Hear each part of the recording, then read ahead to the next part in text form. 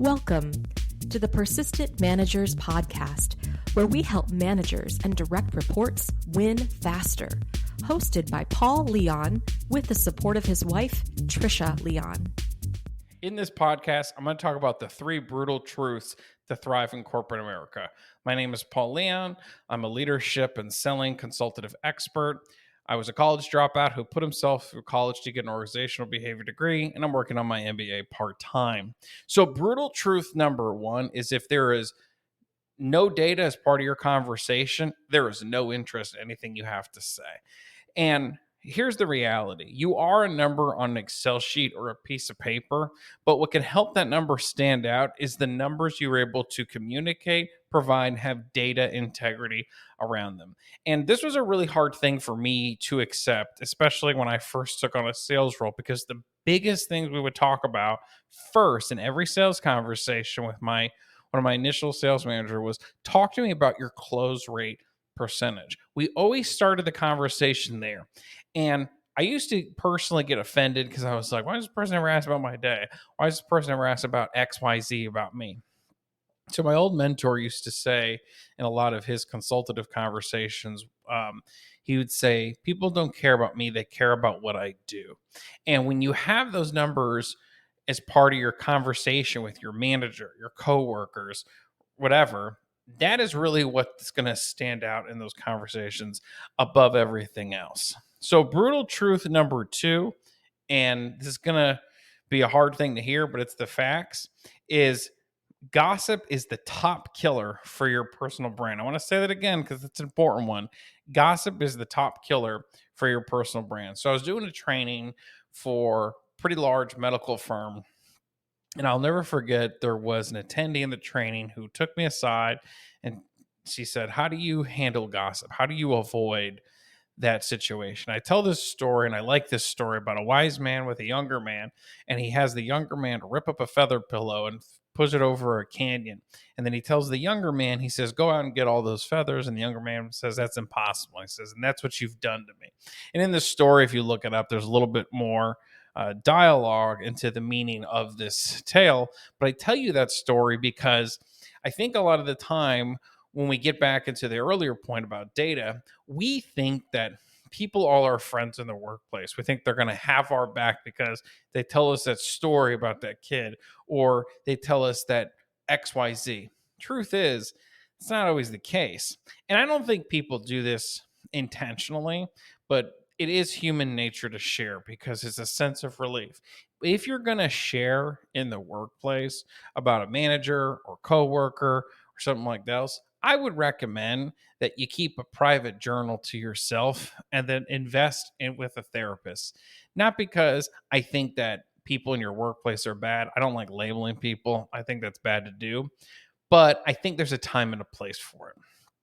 And I think if you can just hold on to it, write it down, and give it to the proper subject matter experts, which is typically a therapist. I have seen a therapist for over 3 years now, and it's a huge relief for me. So that is how I will recommend how to handle that brutal truth. And brutal truth number 3 is, yes, you will have a toxic person, and yes, sometimes it will be your manager, and we have to get over it. So I do want to say I am pretty blessed right now because the manager I have gives me a lot of autonomy. He trusts me. He's also someone who doesn't treat me like a child. But with that said, I have had managers in my career who did not exemplify that. I think the only thing I could say as advice, if you are in a situation with a toxic manager or toxic coworker or something along those lines, is there are 4 things that I've learned to help kind of swipe away or slap away that type of toxic behavior in the workplace. So this is kind of a bonus part of this. Is number 1 is owning your deadlines. If you can own your deadlines in your work, then you have a hard time being shown that you're not somebody who's slacking off or not owning their work or doing what's best of them when no one's looking. I think the second thing is owning the quality of your work. So if you think a project is going to take 8 hours to do, double it. And I would also recommend to you that if you have a project, let's say do 30 days from now, 45 days from now, start the day you get the project. I picked up this hack when I had went back to college. I knew when I had dropped out the first time, one of the things I struggled with, procrastination.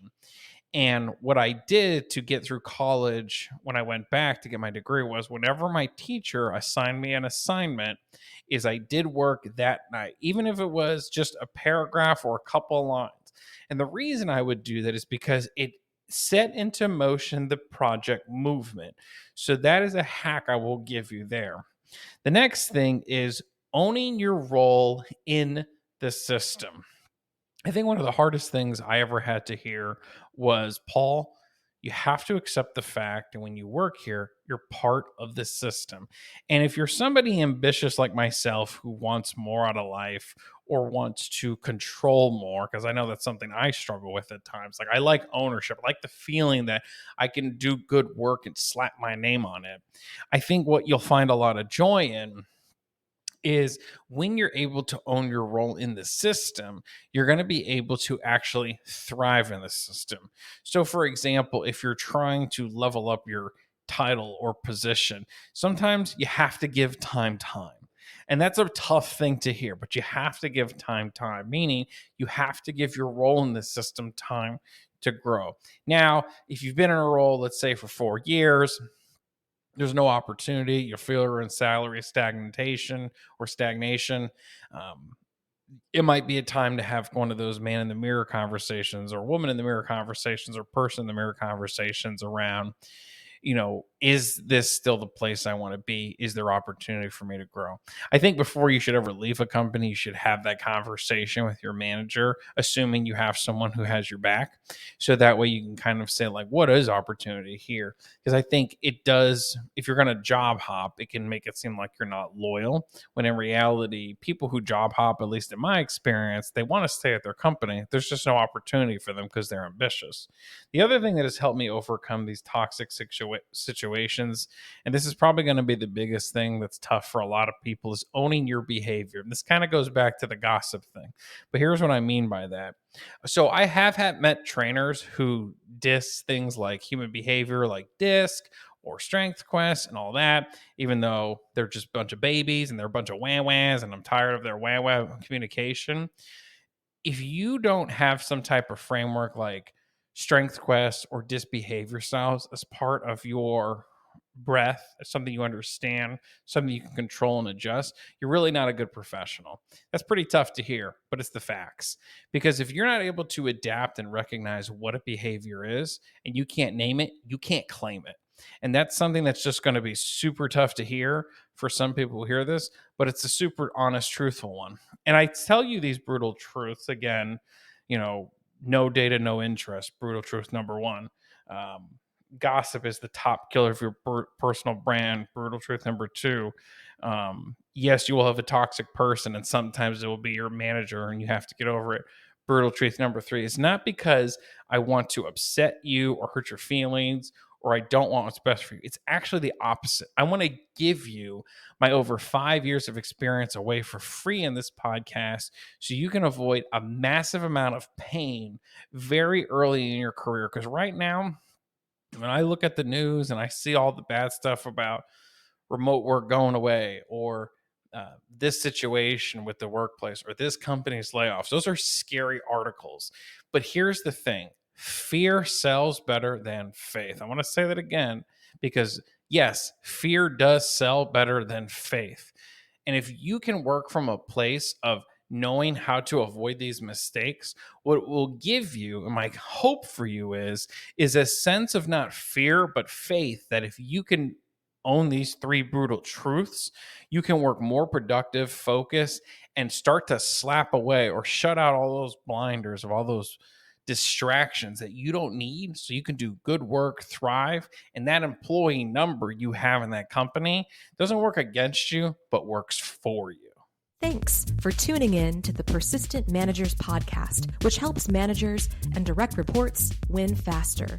Join our podcast newsletter for more insights to win faster, completely free.